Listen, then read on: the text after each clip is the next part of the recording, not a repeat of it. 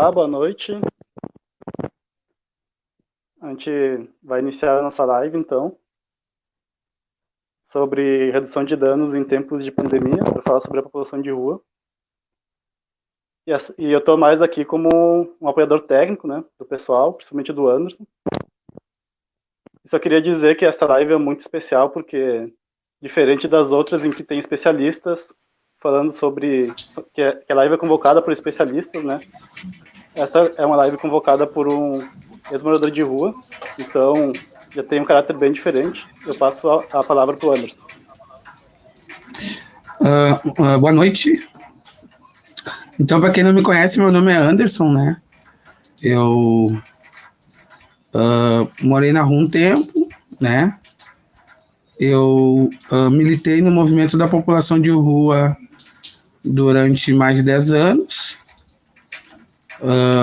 Sou um dos idealizadores do projeto da Amada Massa e eu tenho essa, como é que eu vou te dizer, essa paixão pela RD, pela redução de danos, porque quando eu estava em situação de rua, ela me foi apresentada, né? Então, como a redução de danos foi me apresentada, então é um tema que me atrai muito, né? Então, como esse é o meu trabalho também, né? Meu trabalho é levar essa informação, principalmente para as populações que não têm essa informação, né? Do que é a redução de danos. E a redução de danos, ela não é só uma coisa relacionada ao uso de álcool e outras drogas, como a maioria das pessoas acredita ser, né? A redução de danos é muito mais uma prática de cuidado em liberdade, do autocuidado e do cuidado com o outro em relação a tudo, né?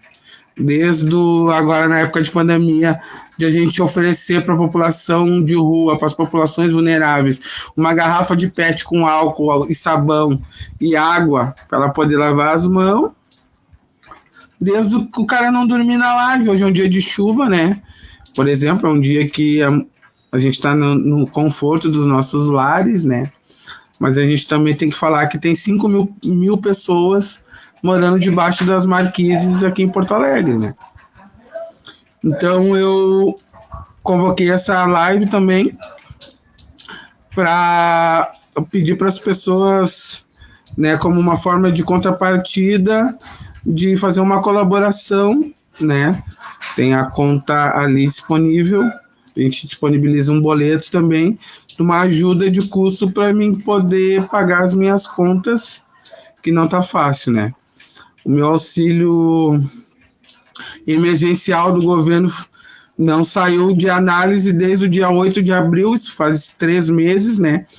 Então, eu acionei a Defensoria Pública da União, que entrou com recurso, e o governo tinha 2 dias para responder e, normal, não deu o retorno.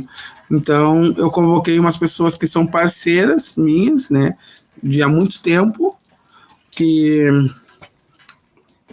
atuam nessa área, né, e para falar, né, como eles viram esses 3 meses de pandemia, né.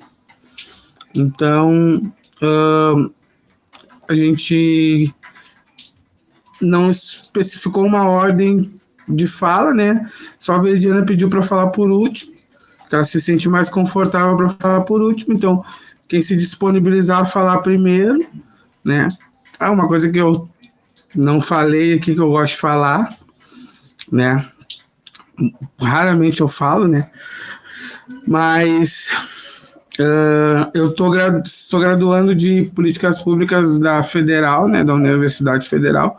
Se não, estou na metade do curso, né, se não fosse a pandemia, talvez ia faltar aí 40% para me formar cientista político. Então, a dinâmica vai ser mais ou menos assim, as pessoas vão falar entre 10 e 12 minutos e depois eu vou comentar, fazer uma análise comentada da fala de cada um, e depois, no final, cada um vai ter mais 3 ou 4 minutos para fazer as considerações finais. Não é um debate, é uma resenha, uma conversa, né? E as perguntas podem ser mandadas pelo Facebook para as pessoas, que depois a gente encaminha para as pessoas responderem direto, né? Não vai ser essa troca, porque são muitas pessoas e daí também não dá um tempo muito grande, tá? Então, não sei quem quer falar primeiro, pode falar. Tá, ok. Beleza? Quem é que quer se disponibiliza a falar primeiro e pode colocar a câmera no ar. Que daí a gente vai também ter essa dinâmica de ir desligando a câmera e o microfone para melhorar a transmissão, porque se todo mundo falar junto, a transmissão não vai ser boa. Então a gente resolveu fazer isso. Eu não sei quem se disponibiliza. Pessoal, vamos lá, vamos falar. Já estou falando há 5 minutos. Alguém? Quem? Oi? Ah, Patrícia, pode falar primeiro, Patrícia. Oi, Anderson. Então tá, Tudo eu bem? me desafio a começar. Embora muito parecida com a Veridiana, eu também gostaria de falar por último, porque a gente é em cima da ideia do outro que a gente também vai formulando um pouco das ideias da gente, né? Mas enfim, eu me desafio a começar falando um pouquinho do lugar onde eu trabalho hoje. Eu trabalho na Proteção Social Especial, que Patrícia, ela é dividida... Nome... Diga. Meu nome é Patrícia Mônaco. Faz uma ligeira apresentação, assim. Tá, meu nome é Patrícia Mônaco, eu trabalho na Proteção Social Especial. A Proteção Social Especial ela é dividida em 2 complexidades, a média complexidade e a alta complexidade. Basicamente, a média complexidade trabalha com as medidas socioeducativas, os CREAS, né? As medidas socioeducativas, o PAEF, as equipes de abordagem, e a alta complexidade vai trabalhar com os abrigos, com os albergues, repúblicas. Bom, eu trabalho hoje na média complexidade e trabalho muito vinculada às 12 equipes de abordagem que nós temos no município de Porto Alegre. Então, eu quero falar um pouquinho desse lugar, né? Eu não me desafio a falar de como é que estão todos os serviços, porque eu não, definitivamente, eu não trabalho muito com isso, então eu tenho uma ligeira ideia, mas ele não é profundo. Mas das equipes de abordagem eu consigo trabalhar com bastante propriedade. Então, assim, são 12 equipes de abordagem no município de Porto Alegre, elas são divididas nas regiões, né, em todas as regiões da cidade. Elas têm um trabalho muito vinculado ao que a gente chama de central de abordagem, que é um canal que hoje está dentro do SEIC e recebe pedidos de abordagem de qualquer pessoa, e elas trabalham, vamos dizer assim, por conta própria, né, à medida em que elas percorrem todo o seu território no que a gente chama de um movimento de abordagem sistemática, que é não apenas esperar que a demanda chegue, mas poder buscar pelas pessoas, mesmo sem que elas sejam intimadas, né, ou que elas sejam provocadas a fazer esse movimento. Então, assim, o que eu queria falar um pouquinho das equipes de abordagem, e eu fico muito feliz de poder saber que o Felipe está aqui, o Felipe Costa, porque ele, trabalhando no consultório, ele tem uma relação muito próxima com a equipe da AICAS, e acho que vai poder falar um pouquinho também dessa experiência que eles estão vivendo, porque o consultório na rua também tem o seu movimento de abordagem, né, com uma outra lógica, mas também trabalha no espaço da rua. Então, assim, o que a gente tem visto nesse tempo de pandemia, né? Primeiro lugar, que as pessoas em situação de rua, elas definitivamente trazem uma conscientização muito grande do que a gente está vivendo, né? Com todas as dificuldades que elas têm, elas trabalham na lógica de cuidar de si, então elas têm toda uma preocupação com o uso dos equipamentos de proteção, então a gente tem visto que a população em situação de rua aderiu massivamente ao uso de máscara. Eu acho que a questão da higiene, ela se tornou, até porque sempre foi, né? Não é esse momento que define toda a precariedade que a população vive. Então, talvez esse seja umas dificuldades que as pessoas ainda tenham. Mas essa semana a gente estava conversando um pouquinho com as colegas que trabalham nas equipes de abordagem e a gente estava pensando, né, que o momento em que a cidade toda, ou a sociedade toda, ou o Brasil inteiro, enfim, chama de pandemia, esse é um lugar muito comum, a população em situação de rua, né? Me parece que a gente sempre viveu momentos de pandemia, né? Se a gente for pensar o movimento todo, ou todas as doenças das quais as pessoas são acometidas, o HIV, a tuberculose, elas sempre existiram massivamente entre a população. E isso nunca foi objeto de preocupação, como está sendo a questão da Covid. Então, isso é uma coisa que a gente ressente muito, né? Tanto eu quanto todos os colegas que trabalham na abordagem, porque são apontamentos que a vida inteira a gente fez. A vida inteira a gente falou da falta de estrutura, da falta de recurso, da falta de verba, da falta de dispositivos de cuidado que a gente nunca teve para a população em situação de rua, mesmo quando essa população sempre esteve submetida a doenças extremamente contagiosas, como a tuberculose, por exemplo. Então, não é uma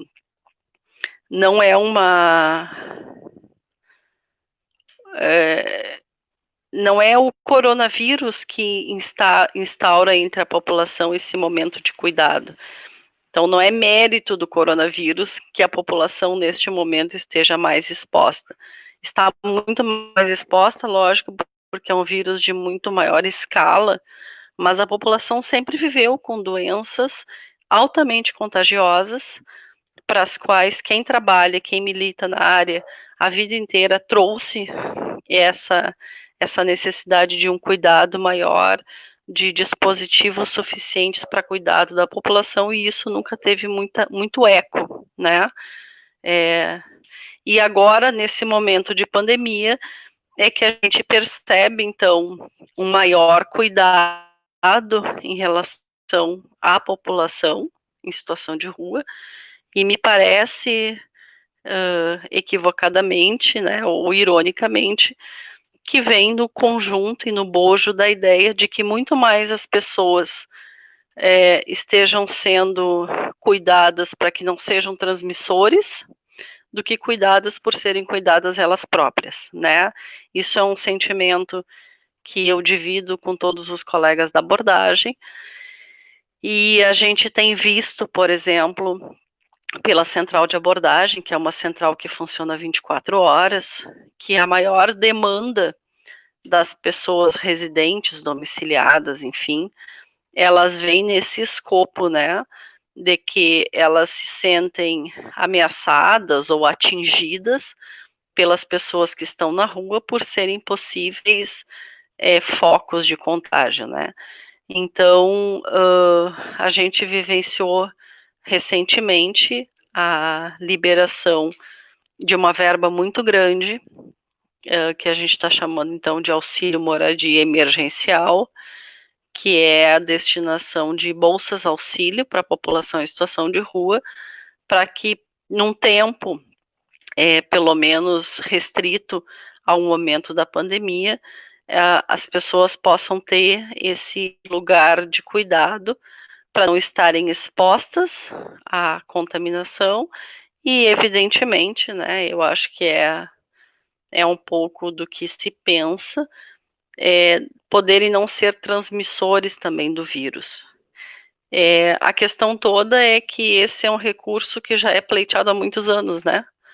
Ele não deveria ser apenas nesse momento de pandemia que ele deveria estar disponível, porque há muito tempo se fala primeiro numa política habitacional, e daí me vem à cabeça as reuniões do Comitê Municipal, em que o George, inclusive, participava da Defensoria Pública da União, e isso tem sido uma discussão latente na cidade há muitos anos, que nós precisaríamos investir na questão da política habitacional, e daí não é uma política de bolsa, né, bolsa auxílio, ela precisa ser uma política efetiva de moradia, mas nesse momento de pandemia o que a gente vê é uma dispensa e uma oferta grande de recursos para o auxílio moradia, que ele funciona na modalidade de 6 meses, renovados por mais 6 meses, então a gente poderia beneficiar uma pessoa por até 1 ano, mas a gente sabe que, dada todas as condições de vulnerabilidade e precariedade da pessoa em situação de rua, a questão da moradia, ela não se sanaria com apenas 1 ano, né? Então, uma das situações que a gente tem conversado um pouco entre colegas, assim, é que bom que a gente consegue observar que existe nesse momento da pandemia, que existe um movimento de dispensar auxílio moradia para as pessoas. Que bom que ele foi feito na modalidade que ele foi feito, e acho que isso, eu conversava ontem numa live em que estava o Edson do movimento, e ele falava assim até de um sentimento de ter sido escutado nesse momento. As demandas que a população sempre trouxe, elas estão nesse momento sendo postas em prática, mas o crédito não foi dado a quem deveria, porque a forma como hoje é executado o Bolsa Auxílio Moradia, que é uma transferência de renda direto para a pessoa em situação de rua, e a pessoa então se torna protagonista, né, do uso desse recurso para um espaço de moradia, ela sempre foi levantada pelo próprio movimento, e ela nunca tinha, até então, tinha sido escutado, né? À medida em que a proteção especial é consultada, né, sobre quais dispositivos a gente poderia, nesse momento, abrir mão para que as pessoas fossem melhor cuidadas, muito rapidamente, eu e as colegas que trabalhamos na proteção lembramos desse pleito que sempre existiu e que a gente conseguiu ser ouvida, né? Conseguimos, então, instituir um modelo de auxílio moradia que fosse pago diretamente à pessoa em situação de rua, e essa pessoa, então, com o protagonismo que lhe é próprio, possa escolher o local onde ela vai morar, e acho que isso é extremamente significante, porque não é o local que eu digo, é o local que, por afinidade, ela consegue escolher, e acho que isso é interessante da gente pensar, bem como a gente poder observar que nós tivemos a dispensa de 300 bolsas de auxílio moradia no final de abril, mais ou menos dia 30 de abril, e antes do final de maio, nós já tínhamos 300 pessoas beneficiadas, então isso é um número muito recorde, assim, a gente nunca teve, num período tão curto, o mesmo número de abrigamentos, né, ou pessoas acolhidas em espaços de abrigo, por exemplo. A gente ficou muito surpreso com a capacidade que houve de aceitação, né? O que eu tenho visto particularmente, porque trabalho muito vinculada à dispensa do benefício, é que pessoas em situação de rua que nunca tinham aceitado outros espaços de proteção, como abrigos, albergues, centros POPs, nesse momento se disponibilizam e desejam o auxílio moradia, porque eu acho que diz de um lugar que é muito respeitoso em relação à singularidade dos sujeitos, né? Os espaços institucionais, como a gente conhece, os acolhimentos, os centros POPs, eles efetivamente não respondem a todos os sujeitos, né? Existem muitas pessoas em situação de rua que não desejam os espaços institucionais, sejam eles da melhor qualidade que forem, né? A gente percebe que por uma questão de modo de vida, as pessoas não desejam estar num abrigo, por exemplo, mas quando tu faz uma oferta diferenciada que vai ao encontro daquilo que é possível para o sujeito, daquilo que é desejável, a gente tem uma aceitação muito grande. Eu acho que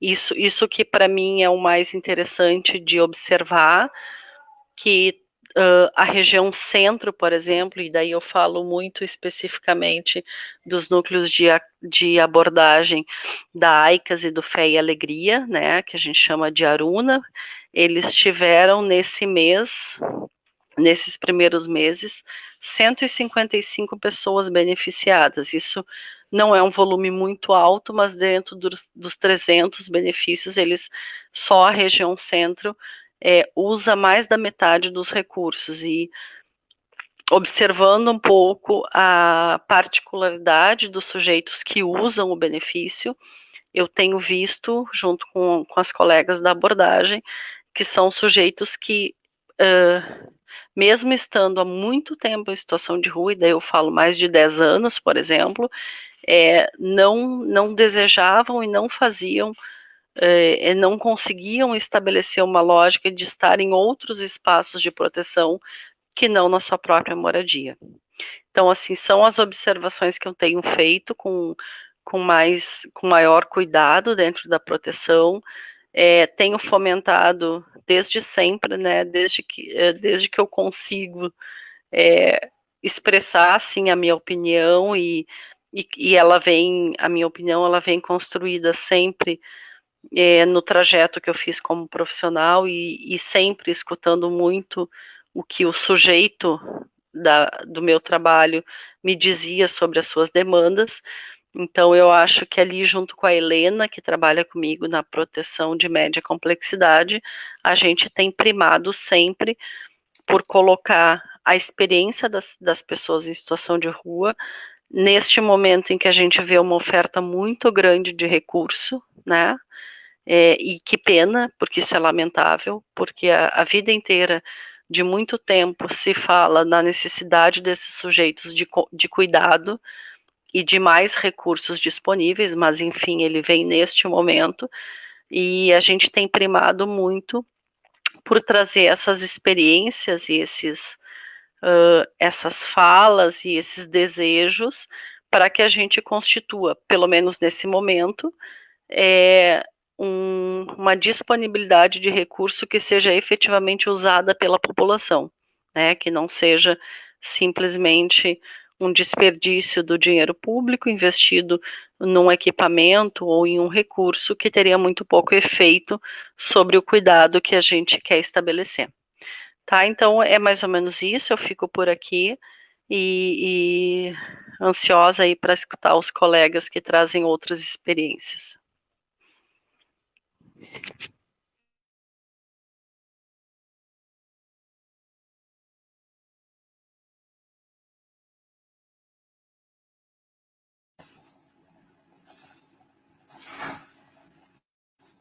Posso ir seguindo, gente?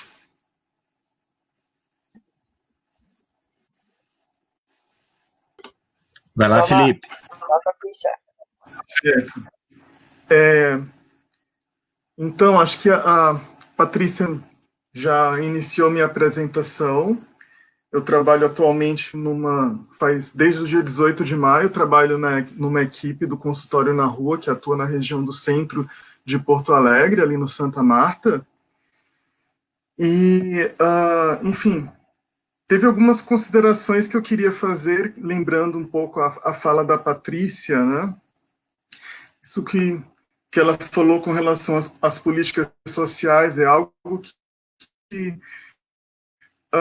a gente tem que ter bastante cuidado, né, especialmente nesses tempos de pandemia. Isso é algo que é reconhecido no mundo inteiro, geralmente acontece, né, nessas situações limite de crise, né, de acontecerem movimentos para retirada de direitos, né, ou violação de direitos. E isso muitas vezes acontece travestido de política garantidora, quando a gente vai pensar, por exemplo, na possibilidade de você ter uma política para diminuir a contaminação das pessoas pelo Covid-19 e, ao mesmo tempo, essa política não considerar a integralidade do cuidado daquelas pessoas. Né? Este falou muito bem, tem uma história grande de ausência de políticas garantidoras de direitos, né? E em diversas áreas, não só na saúde, direito à moradia especialmente, na educação, trabalho e renda, enfim.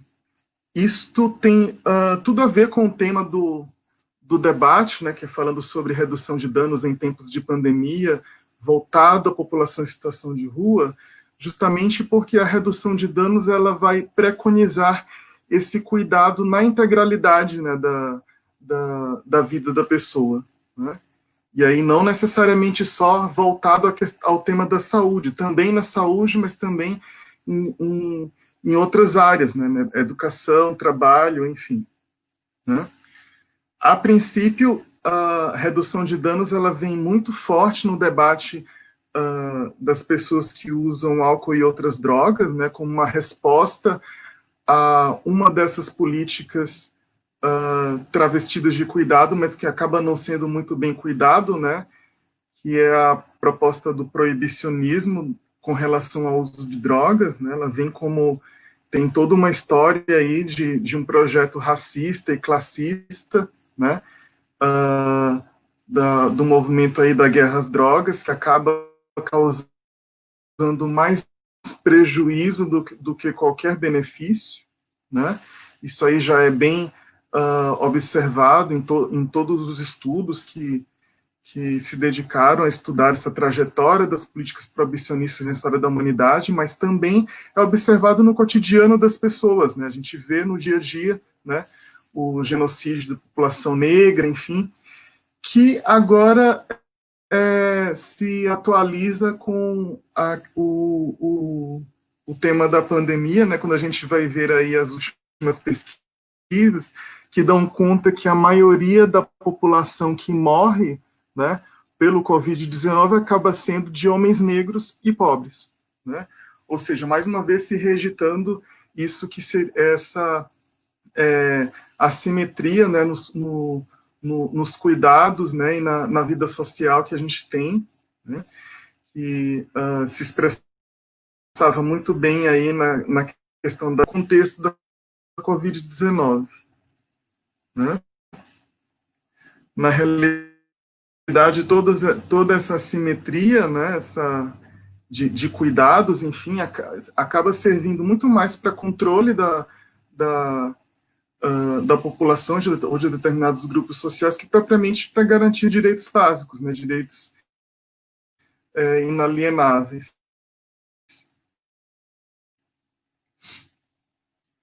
Então, pensar aí a redução de danos nesse contexto, né, da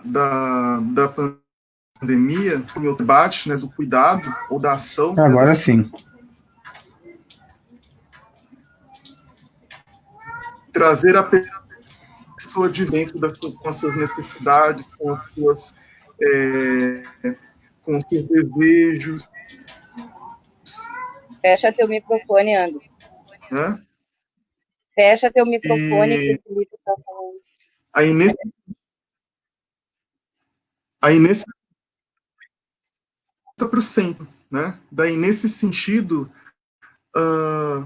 é muito importante para a gente que está trabalhando diretamente com o setor da saúde, é um desafio, né, pensar, né, como que você vai primeiro fazer fazer a ausculta dessas pessoas, né? E todo esse cuidado, enfim, a articulação com os outros pontos da rede, em articulação com o conjunto da sociedade, né, que também tem, enfim, ao mesmo tempo que todos têm direitos, todos também são corretos. A gente vê no cotidiano do trabalho, enfim, uma cidade muito grande, com serviços ainda pouco acolhedores. A gente tem 2 consultórios de rua na cidade, tem uma rede muito grande de serviços de atenção primária, secundária e terciária. Entretanto, a gente sabe que eles ainda não têm sido tão efetivos, né, absolutamente efetivos na ausculta e na aproximação das demandas dessa população, né? A gente vê ainda muita resistência da população de rua em acessar serviços tradicionais que não são de consultório de rua. No caso do consultório, a gente vê a demanda avassaladora de gente precisando de atendimento, precisando de cuidado emergencial, de gente precisando de cuidado continuado, né, que muitas vezes acaba não cabendo, enfim, nos horários disponibilizados, enfim, dentro dos diferentes serviços, né? E isso só nos convoca, enfim, a nos articular cada vez mais entre nós para modificar essas estruturas, né, potencializar as nossas relações de trabalho com o que temos hoje e, ao mesmo tempo, fazer aquilo que, junto com a sociedade, enfim, pressionar pela implementação e ampliação das vulneráveis, como a população em situação de rua, né? Aí, nesse sentido, a gente acaba fazendo, nesse ponto, acaba fazendo esse movimento de redução de danos também, né? Uma vez que temos recursos ainda insuficientes, né? O que podemos fazer com esses recursos para tentar minimizar o máximo possível os danos sociais, danos físicos, psicológicos, enfim, causados pela ausência de políticas públicas, ausência do Estado na garantia de direitos. Né? Aí, enfim, é um caminho longo que Porto Alegre ainda tem para percorrer. A gente sabe que a população em situação de rua só tem crescido nos últimos anos, né? O Anderson citou esse número aí de 5 mil pessoas, enfim. E temos aí um desafio que é um desafio de ampliação de serviços, né? De articulação dos serviços na forma desses que já existem agora, né, para que eles trabalhem de forma mais potente, né, trazendo aí, como eu falei, a pessoa em situação de rua para o centro do cuidado, né, fazendo de fato a ausculta de suas necessidades, seus desejos, procurando potencializar também aquilo que elas têm de potência aí nas suas estratégias de vida, né?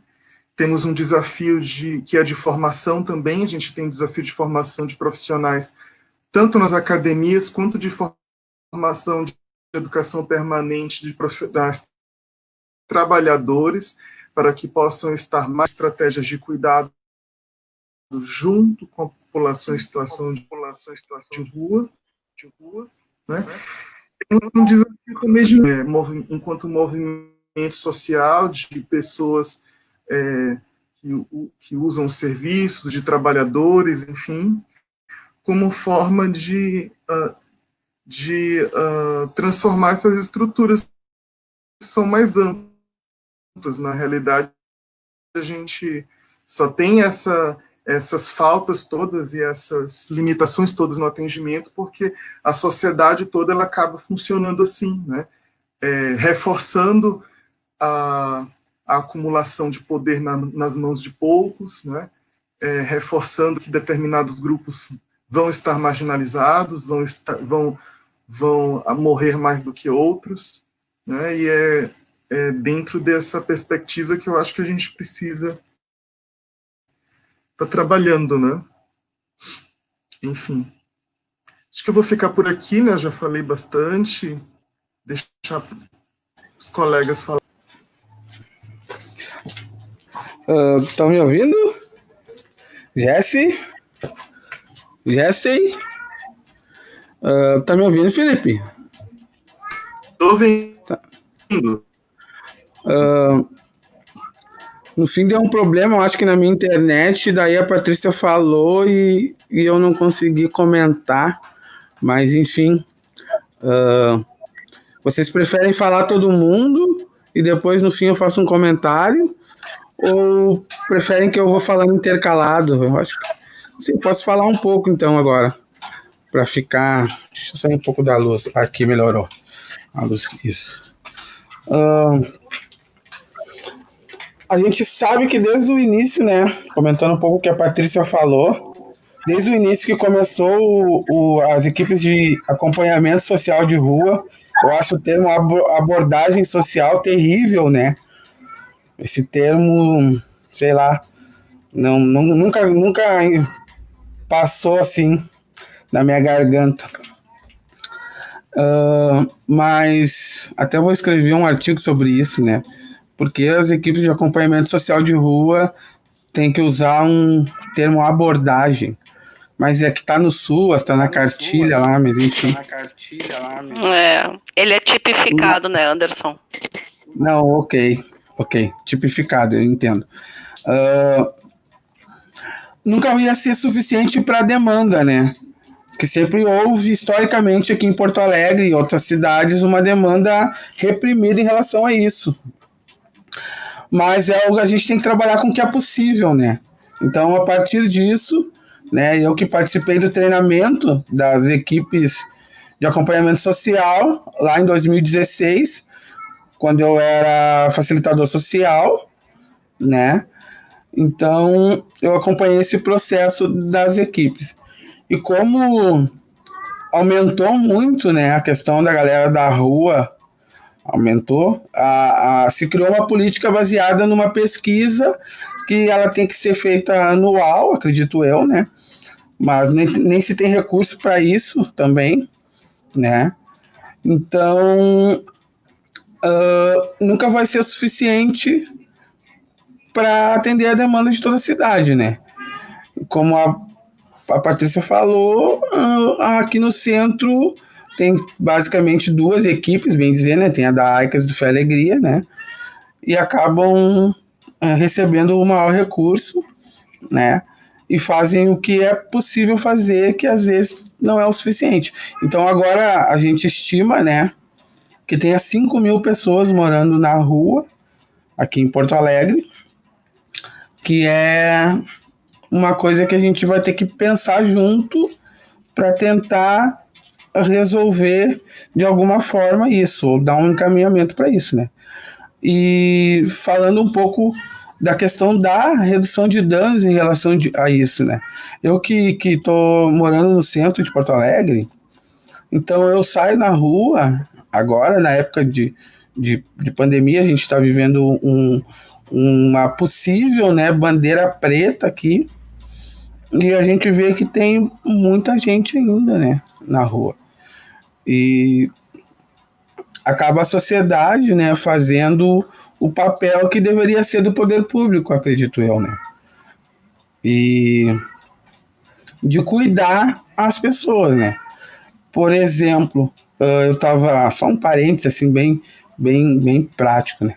Na Fórmula 1 hoje de manhã, os caras fizeram 4.000 testes nas pessoas ali, 4.000. A Fórmula 1 testa mais que a cidade inteira de Porto Alegre. Num universo de 8.000 pessoas, eles fazem 4.000 testes, quase que diário, entende? Então, Porto Alegre, que tem 1.200.000 habitantes, né, a gente não está chegando os testes, por exemplo, na galera da rua. Não conheço uma pessoa da rua que foi testada, por exemplo, não tem essa informação, né? Até o Felipe depois pode me ajudar se o consultório na rua tem essa questão da testagem ou não, né? se tem disponível isso. Se alguém apresentar sintoma, por exemplo, o consultório na rua vai ter como testar as pessoas, né? A distribuição de máscara também. Eu não sei se o Estado, se a fundação, se alguém está disponibilizando isso também para a galera da rua. Acaba muito a galera voluntária, né? A galera voluntária acaba fazendo isso, né? De distribuir a máscara e distribuir alimento, né? E o que sempre é feito no inverno, assim.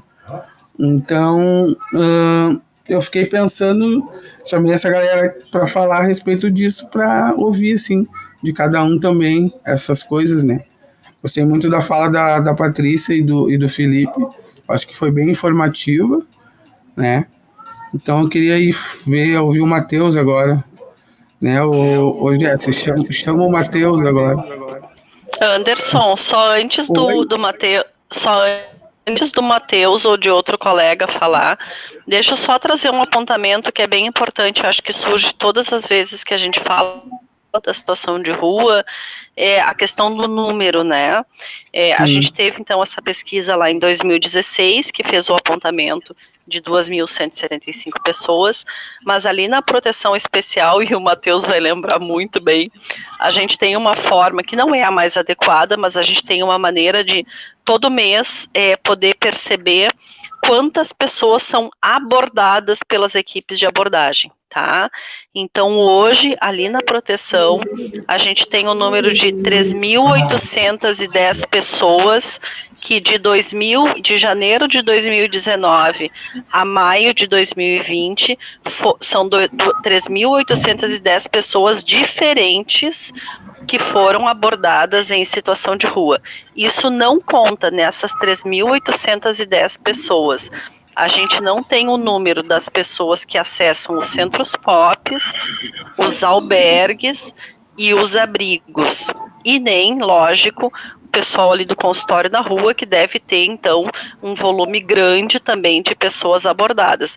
Eu acho que, para além das pesquisas, que elas são extremamente importantes, mas nós precisaríamos, no município, como parte integrante de uma política pública, ter algum tipo de mecanismo que pudesse registrar isso em tempo mais real, né? Nós temos hoje equipamentos que trabalham diretamente com a população de rua e que a gente poderia, de alguma maneira, com dados muito mais fidedignos à realidade, ir fazendo essa contagem quase que mensal.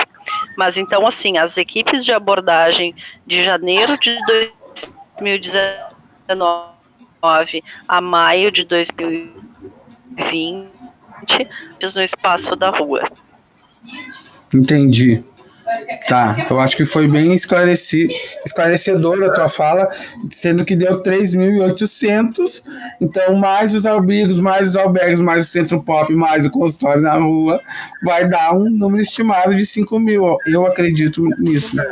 Eu queria passar a palavra para o Matheus. Eu acho que sim. Tá, eu queria passar a palavra para o Matheus.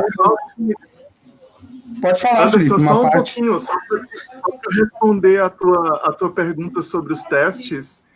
Isso. O nosso problema, os testes, eles não são feitos pelo consultório, eles são, para a região do centro, eles são feitos por uma equipe que são encaminhados, na realidade, por uma equipe especializada na questão do Covid, que atende também no prédio do Santa Marta, onde fica o consultório, né? Sim. Eles são atendidos e são encaminhados para a realização de teste. O nosso principal problema tem sido, na realidade, mais uma questão de acesso. Provavelmente, a maioria, um monte de gente que precisaria fazer o teste ou não tem acesso ao serviço, né, por uma série de razões, né, de barreiras físicas, barreiras institucionais, ou, por outro lado, também o serviço não consegue chegar em todas as pessoas na questão da abordagem, né? Então, é um problema que a gente ainda tem para resolver, né?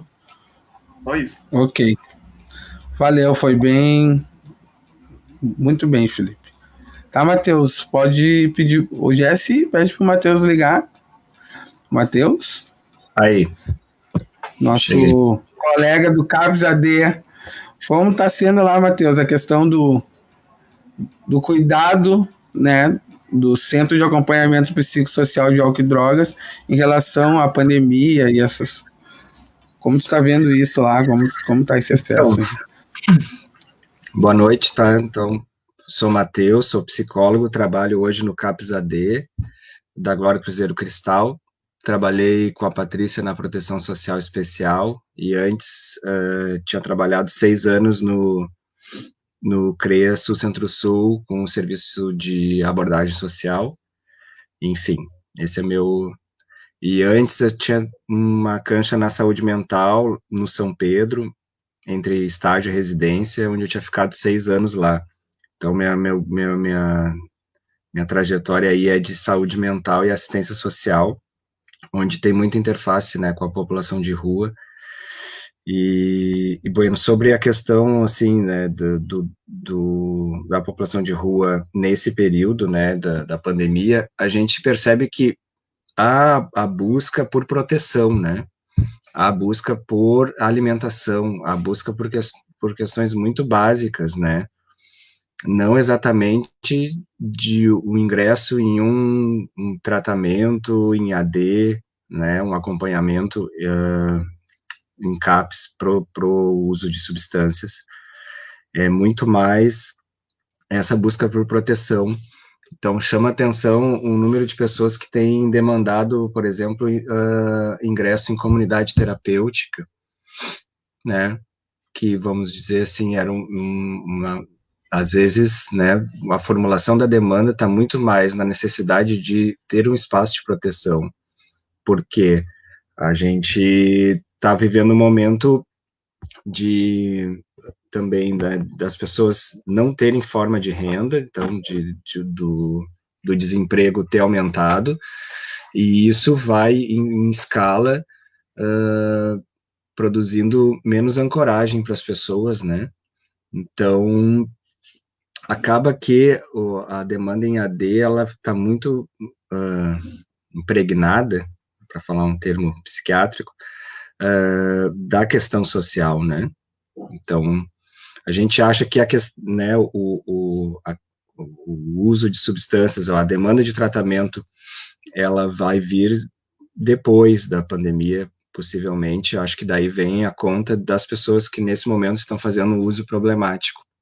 Mas isso não repercutiu em aumento de demanda nesse sentido dentro do AD, manteve-se, pelo menos no nosso CAPS, o mesmo perfil.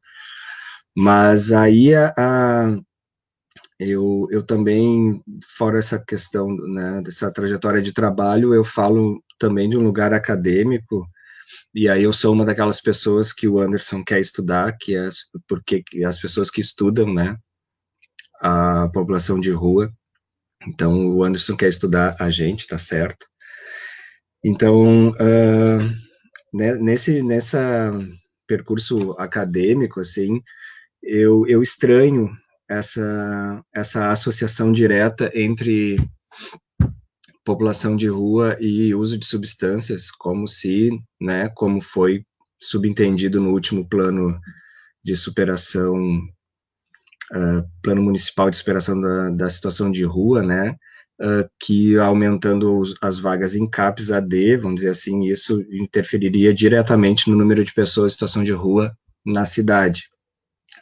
Eu acho bem complicada essa associação e vou estranhar ela, tá? Um pouco com alguns dados, assim. Uma delas, o dado da pesquisa de 2016, a gente tem como principal queixa de saúde os problemas nos dentes, né, da saúde bucal. Esse sempre foi o problema, inclusive, mais citado em todas as outras pesquisas.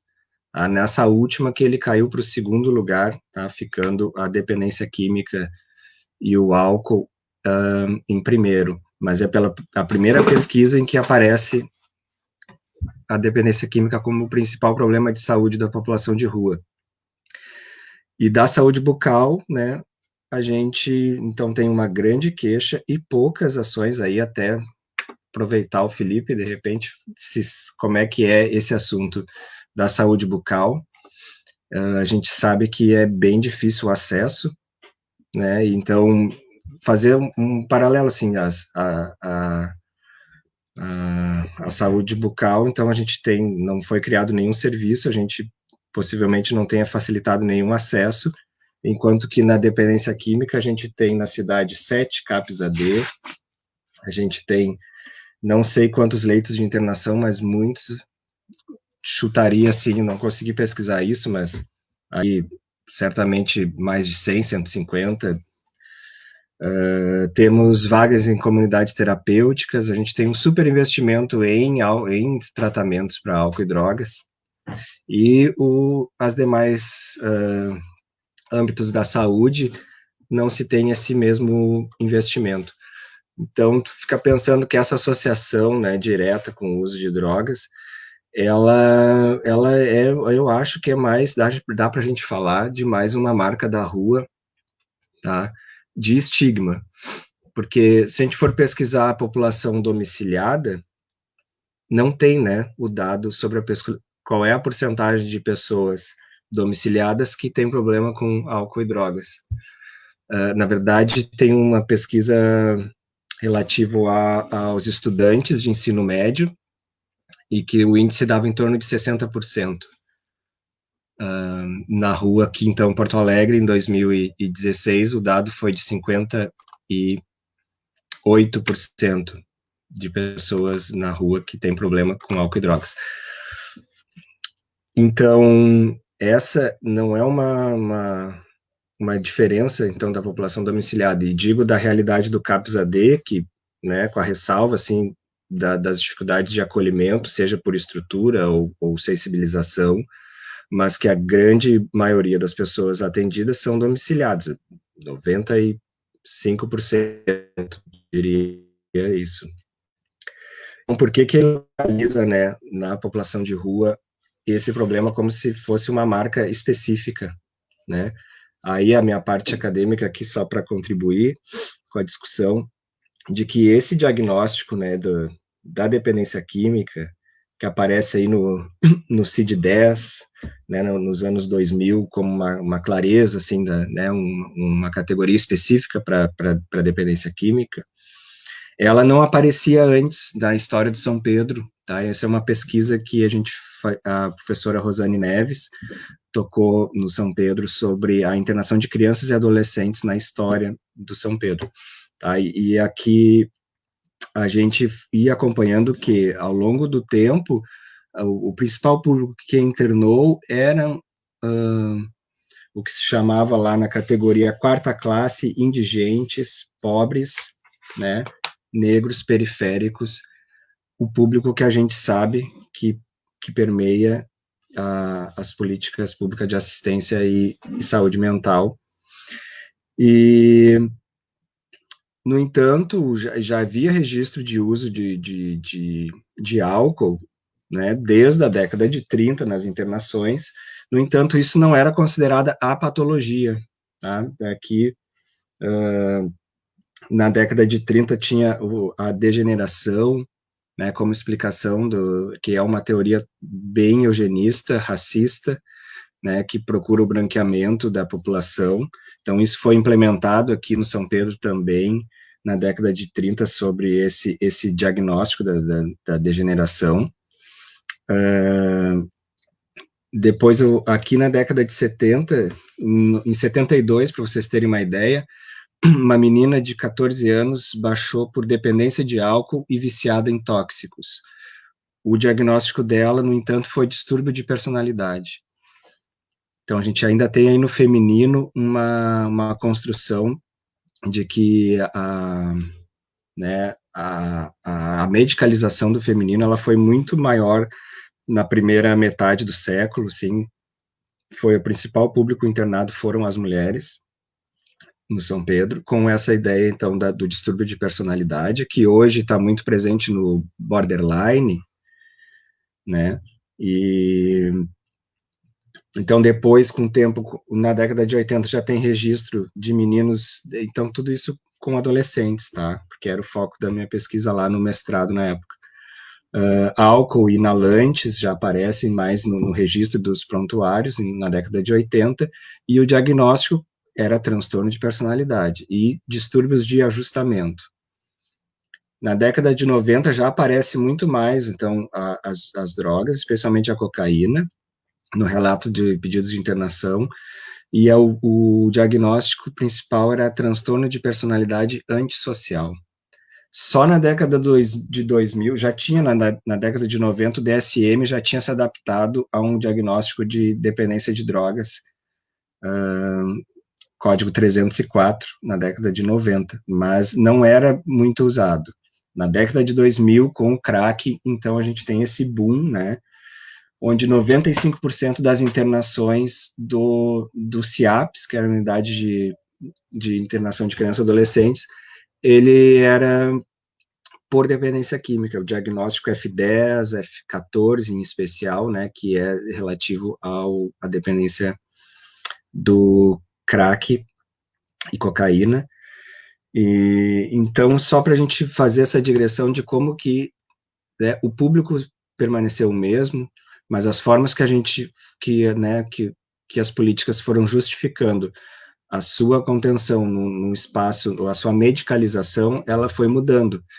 Então, para a gente estranhar, assim, essa associação direta entre uso de drogas, né, o uso de substâncias psicoativas, que é menos estigmatizante, né, com essa coisa da conduta, né, que é como que, então, para a mulher que sai do planejado, que sai do previsto para como doce, né, dócil do lar, ela, então, é medicalizada. Essa criança que não vai na escola, que fica na rua, que usa substância, essa daí precisa ser medicalizada. E assim, então, uma associação que, a meu ver, é reducionista e estigmatizante.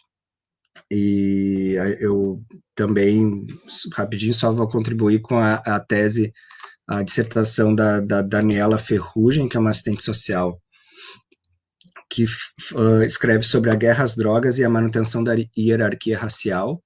Então, ela né, nessa dissertação, ela fala muito de quanto isso, a proibição da maconha, a guerra às drogas, na verdade, elas foram direcionadas, não às drogas, né, mas um determinado público que a gente sabe, e qual é. Eu vou pegar aqui um trechinho só rapidinho para botar, mas que eu acho que fala disso, né, desse movimento da guerra às drogas, especialmente os Estados Unidos, e que o Brasil copiou, né, e que tinha a ver, então, com essa estigmatização. Então, vou botar aqui bem rapidinho, que ainda que instam que esta guerra é contra as drogas, a realidade apresenta a sua versão da história. As periferias do Brasil são os territórios que o Estado elegeu para mirar seu arsenal bélico. Como todas, essa guerra é contra as pessoas. Na guerra às drogas, o inimigo é definido racialmente. Essa guerra não é contra as drogas, e poderia ser. Os alvos dessa guerra são os negros, as negras, os jovens periféricos. O sistema penal se justifica para controle dessas pessoas. Tá? Então, eu deixo essa citação aqui da Daniela Ferrugem, e para a gente estranhar, então, essa associação direta entre o uso de substâncias e a população de rua, a população negra, a população vulnerável, e pensar que, enfim, que caminho que a gente toma nessas políticas de guerra às drogas ou de, né, ampliação, assim, dos serviços de álcool e drogas, nessa linha direta, assim, de pensar que isso, né, poderia diminuir o número de pessoas em situação de rua. Enfim, quero estranhar isso para a gente conversar daí depois, tá, Anderson? E falar um pouco mais, talvez, de redução de danos daí na nossa conversa, tá? Tá, Matheus. Sim, foi bem estimulante, assim, vou comentar um pouco assim as coisas que tu falou, né?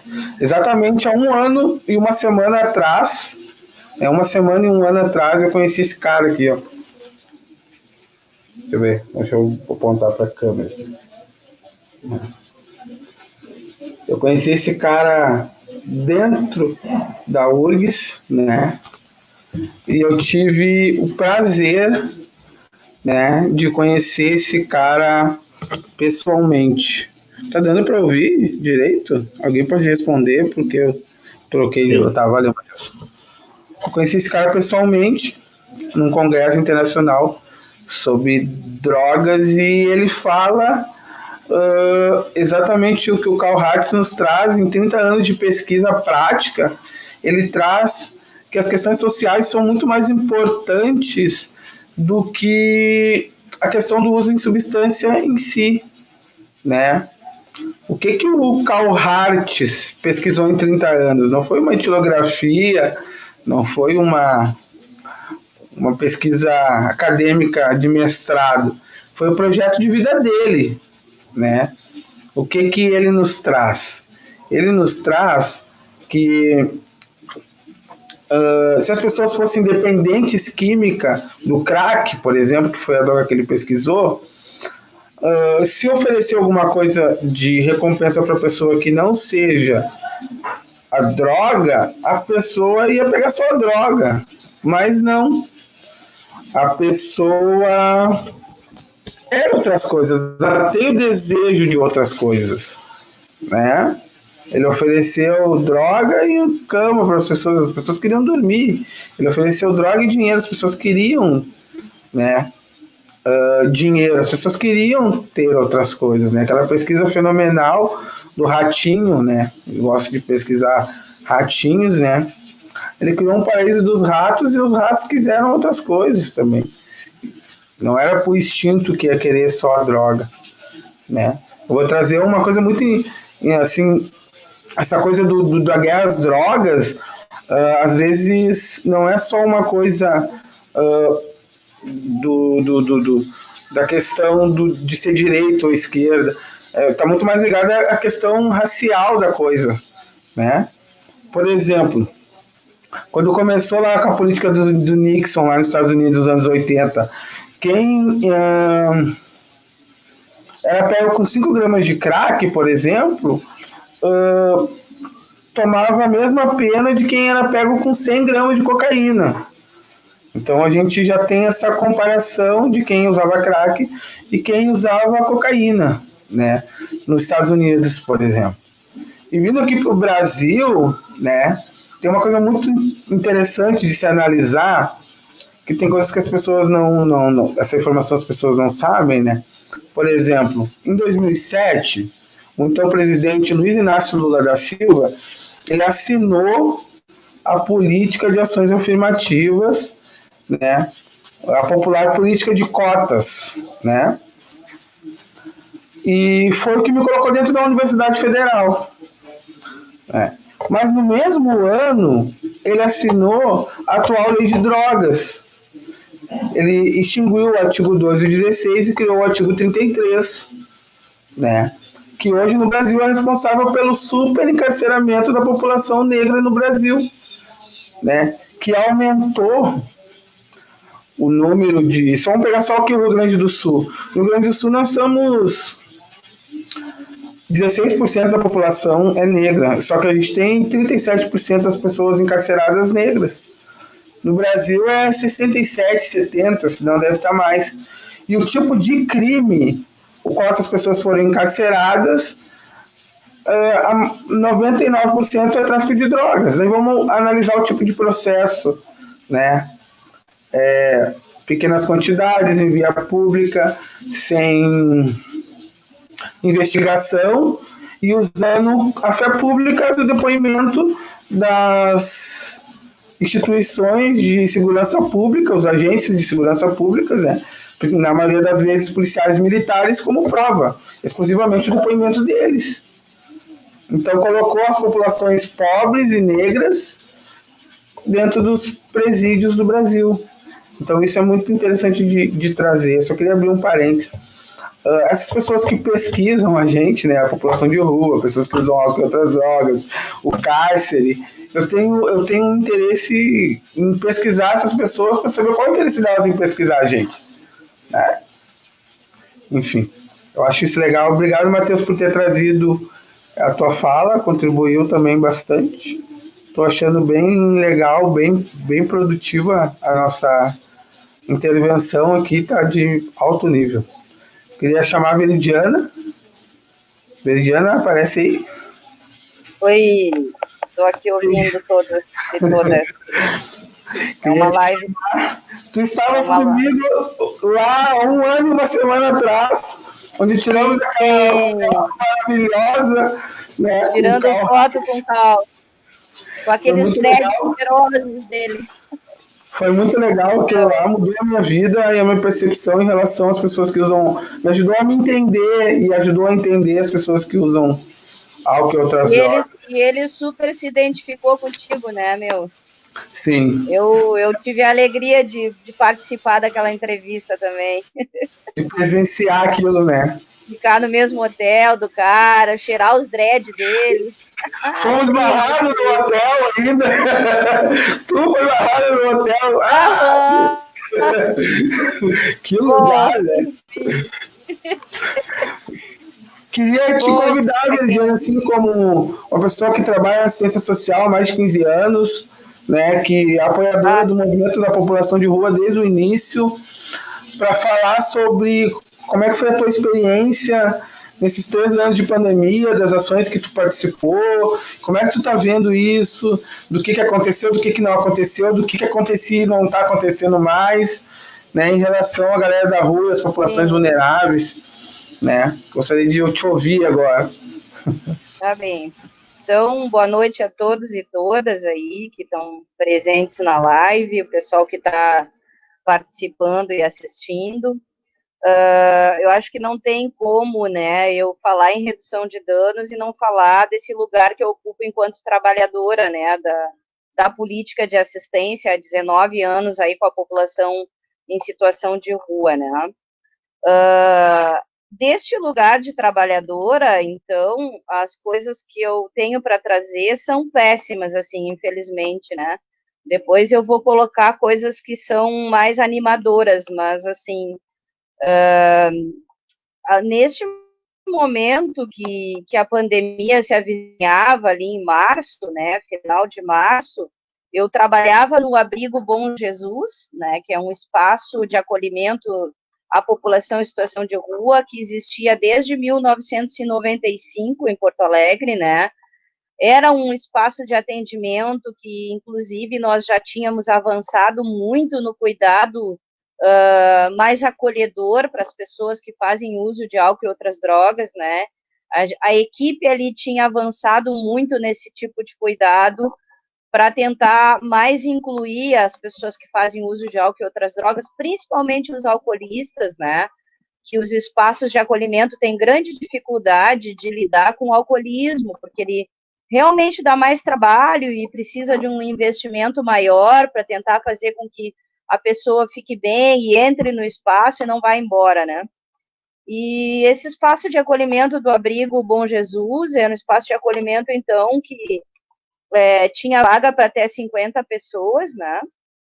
Mas a equipe, até pouco tempo, então, estava sem assistente social, né, no seu quadro, e acabou diminuindo o número de pessoas que eram atendidas lá, mas era um número que ainda estava adequado para o momento de pandemia que a gente vivia, que não indicava uma aglomeração, né, de pessoas num espaço, ainda mais no Abrigo Bom Jesus, que era um espaço o mais insalubre de todos, porque era uma casa fechada, né, ele no seu início foi um albergue para pessoas que, justamente para alcoolistas, pessoas mais para o público que fazia uso de álcool, né? Então, ele já tem na sua origem uma trajetória ligada a esse cuidado de pessoas que fazem uso de álcool e outras drogas. O que aconteceu, então, ali na última semana de março, né, no Abrigo Bom Jesus, foi que a equipe, as 19 pessoas que que estavam lá sendo acolhidas e trabalhadas para se prepararem para o isolamento social, né, com todo o cuidado, o álcool gel, o distanciamento necessário que era possível com esse número de pessoas. Recebemos por um grupo de WhatsApp uma ordem de despejo, né, da FASC, né, da coordenação, da presidência, das equipes que lá estavam responsáveis por esse trabalho, né, que eram referências, né.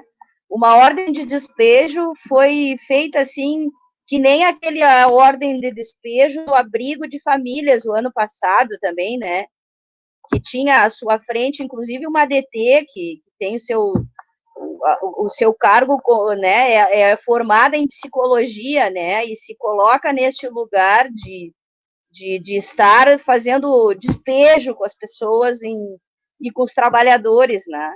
Então, muito me surpreende isso, porque ao invés do governo ampliar os serviços, ampliar no sentido de fortalecer o que tem e de ampliar nesse momento, a gente sofre violência tamanha desse jeito, né?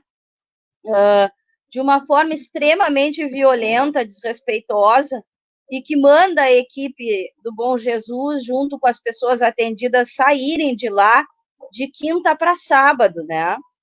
E que, inclusive, na sexta-feira vai uma equipe de pessoas lá para saber se estava tudo certinho, assim, se não teria nenhum motim, né?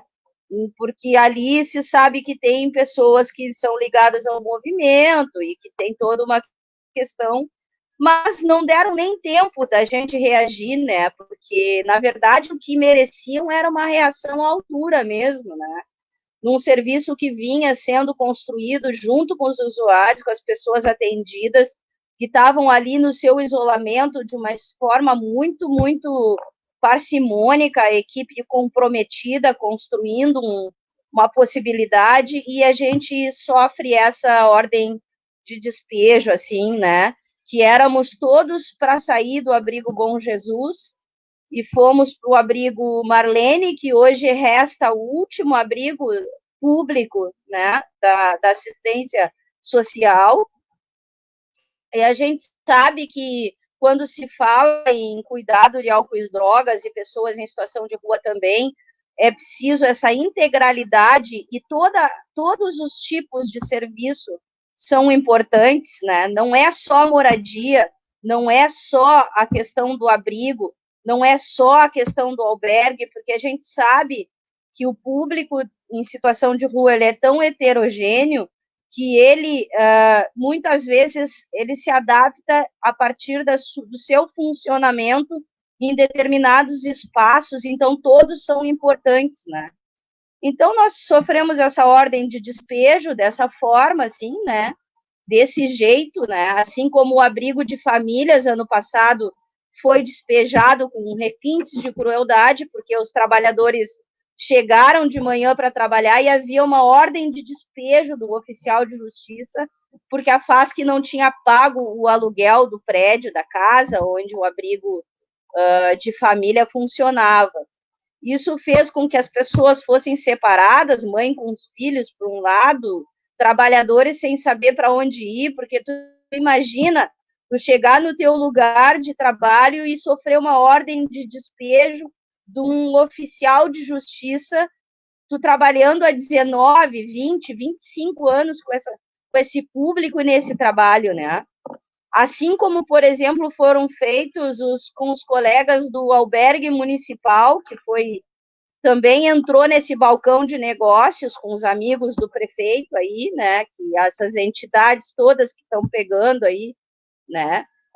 Os serviços da assistência, o albergue municipal também, os trabalhadores que lá estavam foram mandados sair sem orientação nenhuma, sem acompanhamento nenhum de RH, uma coisa completamente violenta, e foram colocados em outra política de uma forma ilegal, porque essas pessoas não haviam feito concurso para a SMED e sim para a FASC, né? E ao mesmo tempo que o prefeito não abre concurso para ocupar as vagas que existiam, ele também acaba fazendo, a instituição faz, que acaba fazendo esse tipo de violência com trabalhadores aí da política de assistência de anos, né? Anos nessa política. Então, assim, tá muito difícil a gente trabalhar. Hoje a gente está aglomerados todos lá no abrigo Marlene, que é o último abrigo, né? Que resta municipal, abrigos, espaços que tiveram uma história de construção na rede junto com as pessoas atendidas, né?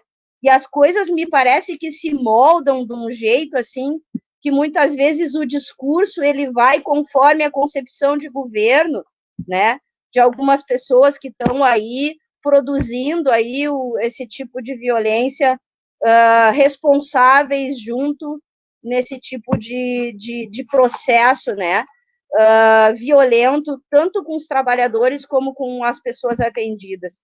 As pessoas atendidas lá no Abrigo Bom Jesus fizeram um documento de entrega, entregaram um documento dizendo que não queriam sair de lá, mas não foram escutadas, né? A ida lá me parece que foi muito mais para saber se estava tudo ok, que, né, de quinta para sábado, se o despejo realmente aconteceria. Este é o sentimento tanto que ficou nos trabalhadores que lá trabalhavam há muitos anos, quanto nas pessoas atendidas, né?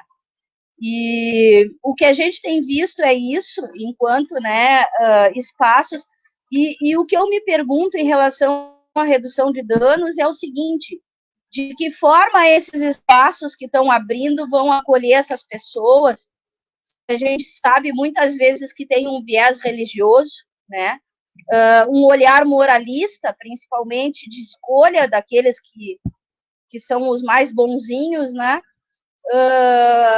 Para acolher essas pessoas, né? Um albergue que hoje ainda pede documento para entrar, porque a gente sabe que esses novos albergues estão pedindo documentação para as pessoas entrarem, né?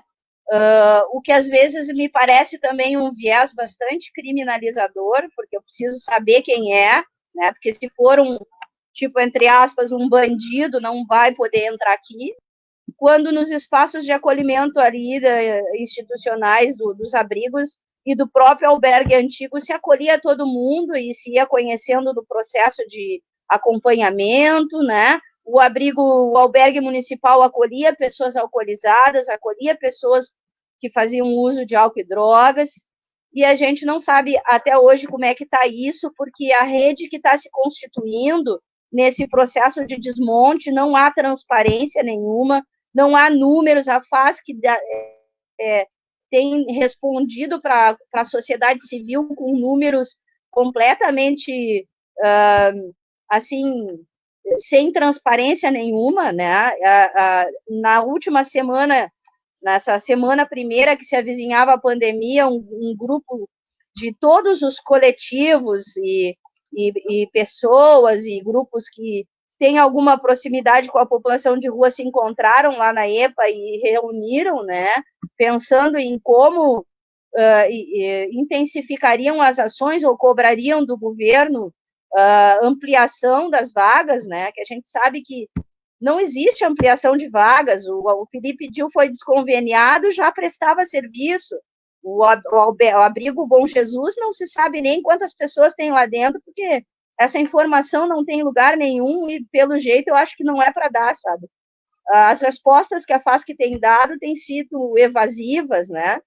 É bem assumido o perfil de um governo que trabalha com a falta de informação e de manipulação de números, de dados, que é esse governo que hoje está aí preocupado com pista de skate, né, com roda gigante na beira do Guaíba, com tomada para carregar celular nas paradas de ônibus. Esse é o governo que está lá achando que está dentro de uma empresa, de um playground, de um parquinho de diversão, né?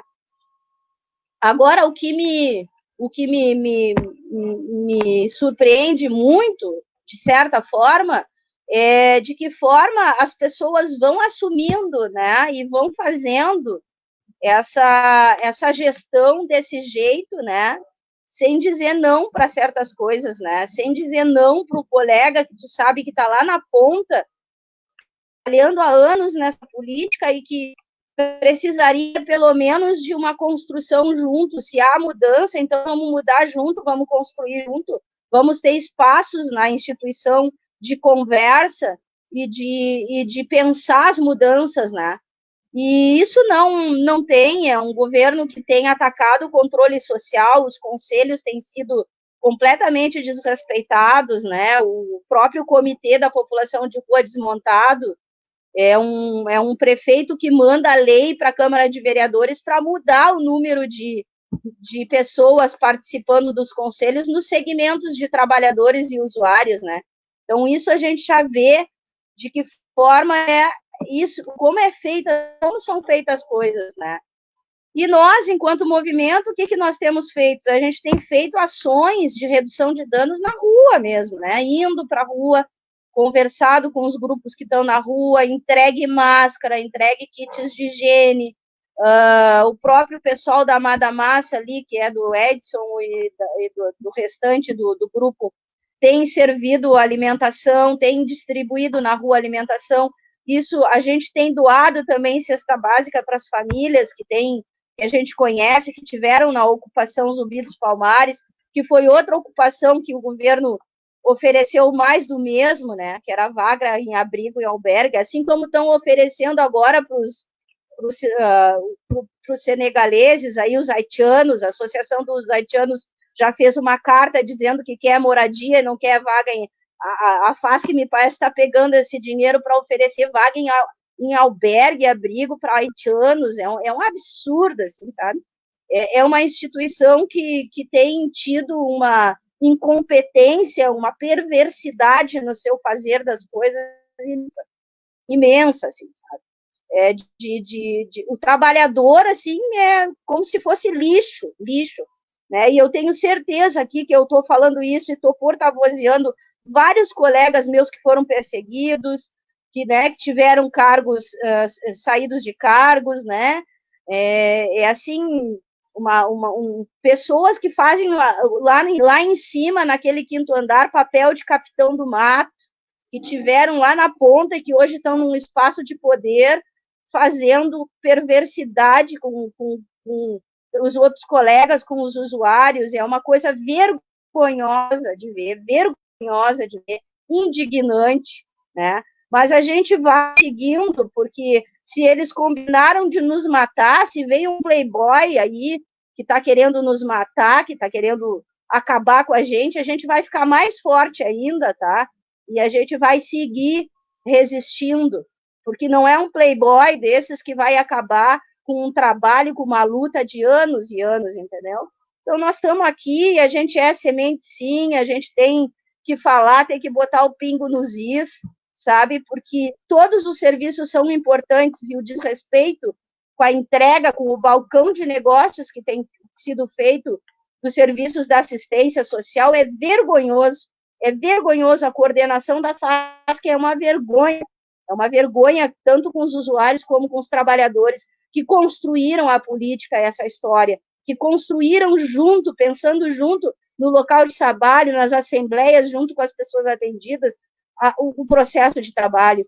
Então, eu fico aqui para contribuir, mas eu não poderia falar sobre redução de danos sem falar deste panorama que hoje a gente vive na política de assistência social em Porto Alegre. Quiçá a moradia, que a gente não tem moradia decente, não tem. Quando se fala em população de rua, tem projetinhos pontuais com início, meio e fim. Não tem governo, o DEMAB não se apresenta, foge da pauta da população de rua como o diabo foge da cruz, e essa é a verdade. Tem um monte de prédio abandonado na cidade, um monte de terreno abandonado, e a população de rua está cada vez mais gente na rua, nas calçadas. Essa é a verdade. É preciso se pensar a política de assistência articulada, e é preciso se pensar também os capitão do mato, que daqui a pouco o governo vai estar fora, e olhar para a cara de cada uma deles e dizer, e agora? Vocês vão fazer o quê? Muito obrigada.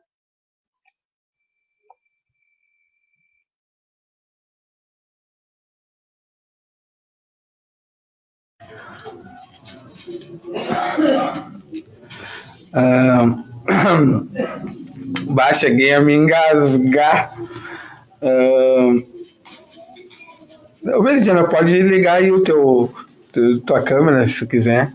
Eu, ouvindo a Veridiana falar, assim, da questão do desmonte da assistência social no município de Porto Alegre, né, porque é um desmonte como todo, né, nacional, né, bem nas 3 esferas do poder, né, esse desmonte, né.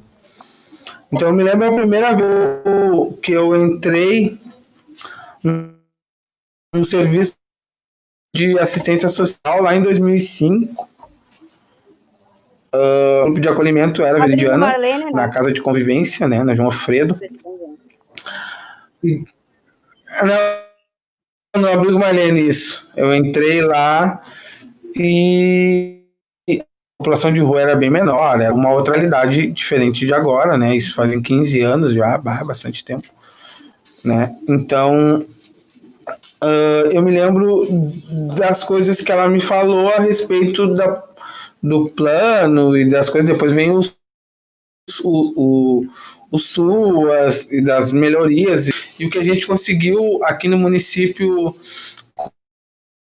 com muita luta e muita peleia, né, conquistar um espaço de proteção e de cuidado para as pessoas em situação de rua, dentro a instituição do Comitê Municipal, que foi um grande ganho, né? Com isso, a reabertura do restaurante popular, que foi uma coisa que terminada também, né? A defesa da EPA, então, a defesa hoje da em dia a gente a defesa da escola municipal, isso. Então, são coisas que a gente conseguiu conquistar como movimento, desde que eu botei dentro do movimento da população de rua que surgiu lá, que se reunia no Sindicato dos Municipários, né? E o que a gente conseguiu alcançar até vir agora o desmonte total, tanto de equipamentos, né, de acolhimento institucional, quanto políticas públicas mesmo em si, né? Ouvindo tu falar assim, eu não vou deixar de falar isso, né? Porque a gente tem esse projeto na cidade, né? A gente tem uma grana para gastar com a população de rua. Tem que ficar de olho. Mas eu vou ter que falar da onde vem essa grana. Essa grana do comitê interministerial junto a Secretaria de Política sobre Drogas do governo, eram as políticas, e a partir disso, né, pegaram e fizeram uma política para a população de rua. Pois bem, essa grana não é do município, essa grana vem do governo federal, né? Então eu não posso deixar de falar isso, que é uma grana que a galera da rua implementou, né?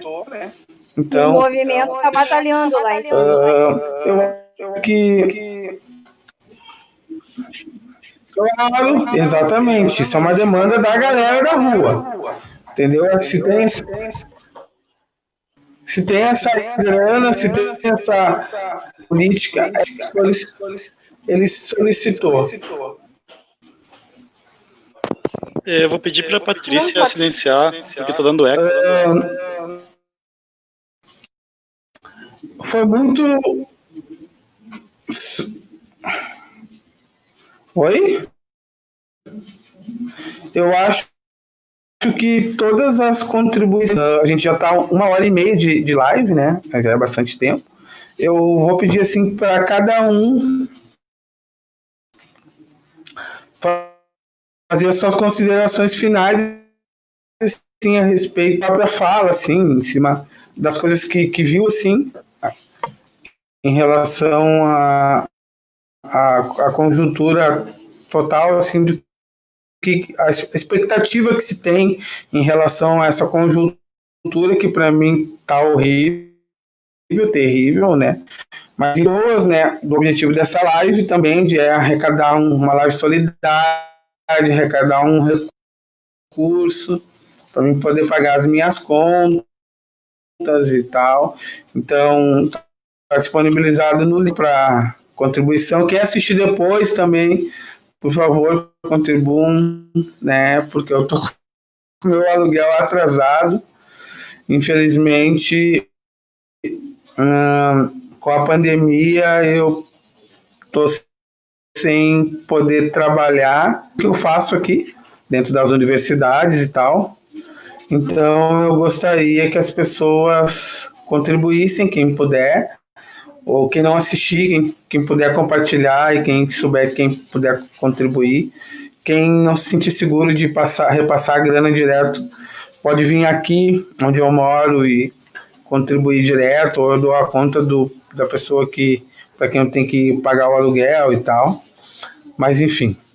Então eu gostaria de que as pessoas falassem assim 2 minutos, né, ou 3 no máximo, né, começar com a Patrícia, depois o Felipe, depois o Matheus e a Virginia para encerrar, e depois eu termino. Queria agradecer desde já, o Jesse está mandando muito bem, parte técnica. Tivemos uns probleminhas ali no começo de comunicação, as pessoas começaram a mandar mensagem para mim, e tal. Algumas pessoas estão assistindo, outras não sei se tem um limite, ou tinha que ser amigo do Jesse no Facebook, eu não consegui entender. Gostaria de só mais explicar mais uma coisa. O Júlio, que ia participar junto, não está participando, porque ele ficou preso em Gravataí, e o sinal de internet está ruim lá por causa da chuva, e ele só está com internet de dados. Daí ele pediu para não participar, porque ia ficar cortando muito, e aí não ia transmitir legal e ia ficar ruim, né? A minha também não está muito boa, tem que estar andando aqui. Eu moro numa casa coletiva, então eu tenho que ficar andando. Estou embaixo do espaço onde tem o roteador. Então eu queria passar a palavra para a Patrícia, né, fazer as considerações finais dela e agradecendo desde já. Muito obrigado, Paty. Pode.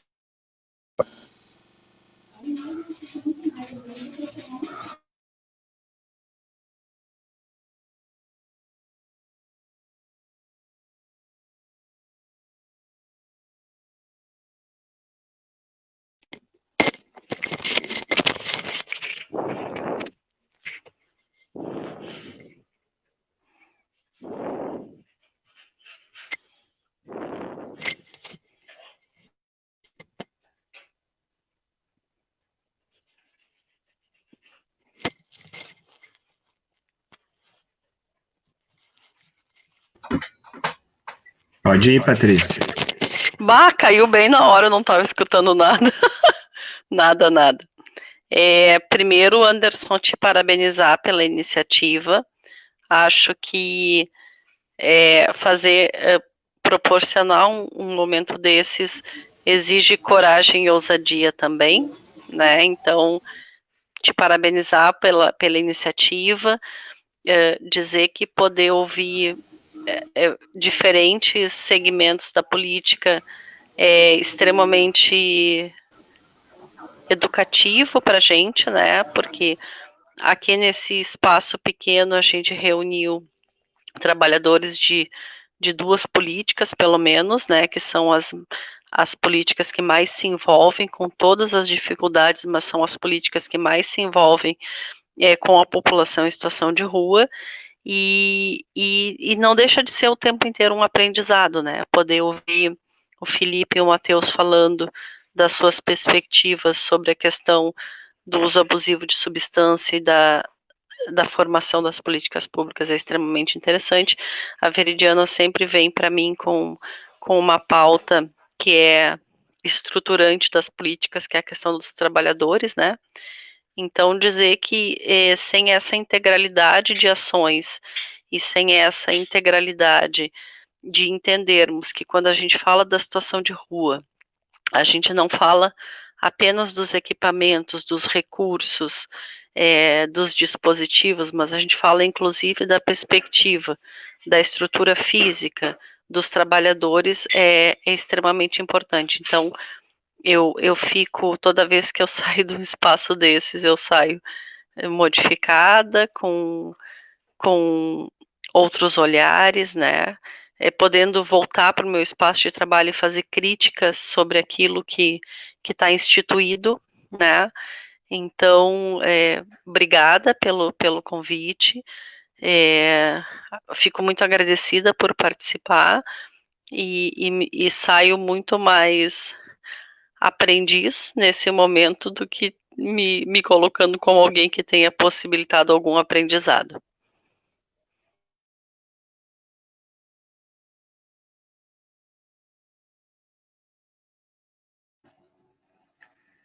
Bom, gente, continuando aqui, queria agradecer também ao Anderson, né, pela oportunidade de estar aqui com vocês, compartilhando com Veridiana, Patrícia, Matheus, né, o Gessé, que apoiou aí a organização. Eu me lembro agora do grupo, onde acho que foi ali que eu vi o Anderson a primeira vez, quando a gente fazia reuniões ali na Praça Garibaldi com o pessoal em situação de rua, que era aquele grupo que o pessoal chamava de Me Apoia Aí, né? Aquela época, já faz uns anos, né? Eu lembrando disso, eu me lembro que, na realidade, a gente precisa sempre estar reforçando isso, né? Esses laços de apoio mútuo, né? De cogestão, autogestão entre essas pessoas que estão envolvidas nesses contextos adversos, eles são extremamente importantes para a gente resistir a essas situações, né? Resistir e enfrentar os problemas que a realidade vai colocando para a gente, ameaças de enfraquecimento e desmonte das nossas políticas garantistas do SUS e do SUAS, né? E fortalecer, enfim, o nosso trabalho junto com as pessoas que estão ali em situação de rua, né? Que na realidade é talvez seja o nosso principal apoio, né? A gente tanto apoia quanto é apoiado por eles, eu acredito, né? Num trabalho como esse. E, enfim, temos que seguir acreditando na potência desse apoio para a gente conseguir mudar alguma coisa e resistir a essas coisas que ainda estão por vir, né? E fortalecer nosso trabalho. Tá? Muito obrigado, boa noite.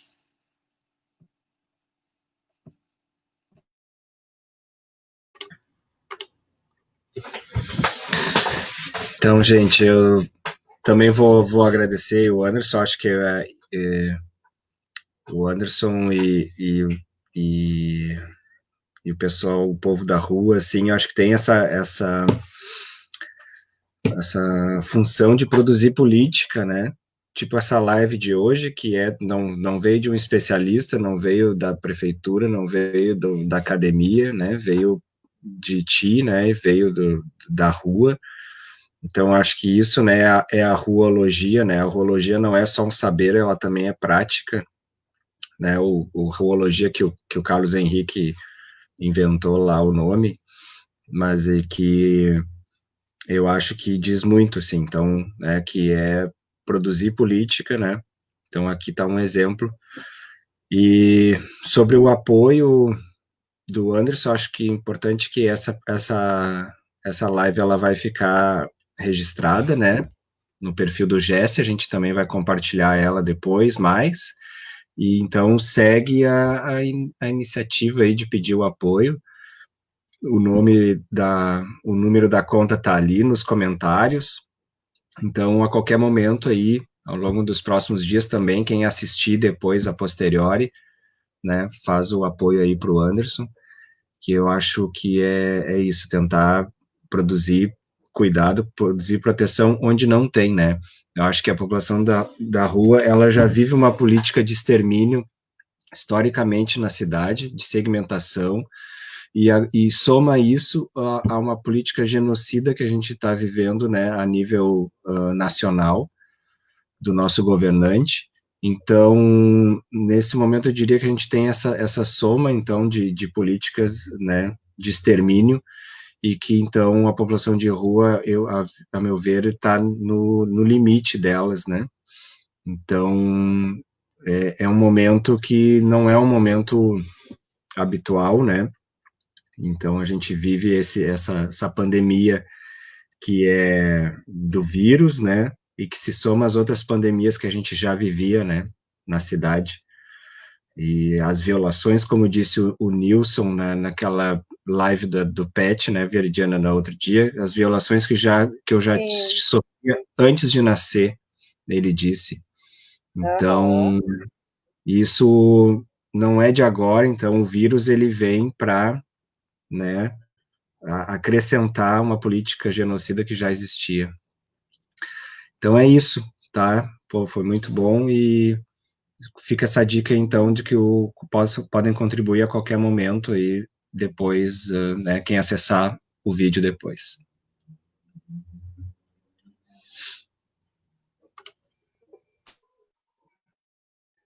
É.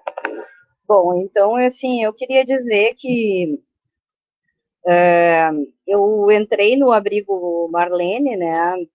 Quando eu entrei na FASC, eu trabalhava lá, e ele tem uma diferença grande em relação a esse cuidado das pessoas que fazem uso de álcool e outras drogas em relação ao que era feito no Bom Jesus. Então, a gente precisa de apoio lá. Não existe uma supervisão, não existe um olhar na assistência que direcione, que tenha diretrizes para o cuidado de pessoas que fazem uso de álcool e drogas. A gente precisa resolver isso, porque fica cada espaço fazendo aquilo que acha interessante. Então, muitas vezes existem concepções diferentes sobre a redução de danos no espaço, tem coisas complicadas que acontecem, e eu acho que a gente precisa, inclusive, de algum apoio no sentido da própria mantenedora. O que é que nesse momento de pandemia, onde as pessoas vão ficar isoladas por muito mais tempo, que elas não vão poder sair tanto, né? Elas vão ter que fazer redução de danos, como que elas vão lidar com os seus usos e de que forma as equipes que estão acolhendo conseguem dar conta de trabalhar na perspectiva da redução de danos. Porque senão a gente sabe que muitas violações acontecem, né? Então é preciso ter um olhar atento sobre isso, né?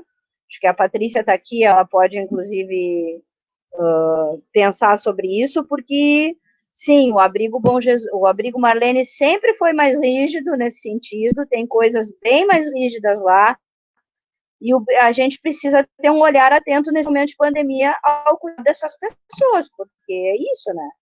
Não é só ali, a assistência como um todo, eu vejo em todo o país onde eu ando, eu vejo que precisa avançar muito nisso, né? Porque a gente fica fazendo as coisas conforme a concepção de cada colega entende, ou cada parte da equipe, e a gente precisa ter, a gente sabe que a gente está sem supervisão, não tem, era um papel importante de uma supervisão que vinha, que na equipe trabalhava essas coisas, e a gente hoje está sem, né? Então, isso é uma questão que eu quero trazer aqui, e acho que é isso, assim, eu acho que a gente precisa continuar resistindo, né? Resistindo, em primeiro lugar, sabendo que o que a gente tem, antes de qualquer coisa, é defesa dos direitos humanos, de uma população extremamente vulnerável, né? Que é fatiada o tempo todo, que uma política chega de um jeito, outra política chega do outro, e não se articula.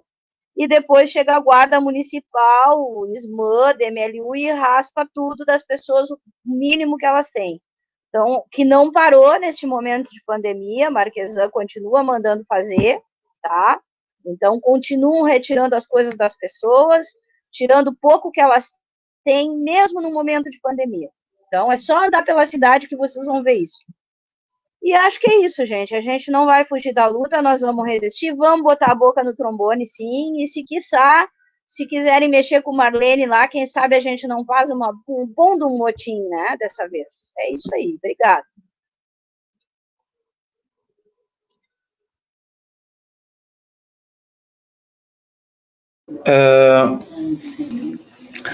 Eu queria, assim, para encerrar, né? Agradecer a participação de todos, né? Eu queria que o Jesse aparecesse aí. Jesse, aparece aí, né? Se o Jesse aparecer, Jesse, né? Eu queria agradecer, então, a participação de todos, né? Inclusive a do Jesse, que foi nosso operador técnico. Se todo mundo quiser aparecer também aí para encerrar, né? Eu acho que foi de... Eu vou assistir agora de novo na íntegra, né? Porque eu sou um cara meio emotivo, passei o dia todo ansioso, né? Para que chegasse esse momento, foi de extrema importância para mim, me fortaleceu, né? Eu acho que aqui eu tenho 6 pessoas que são de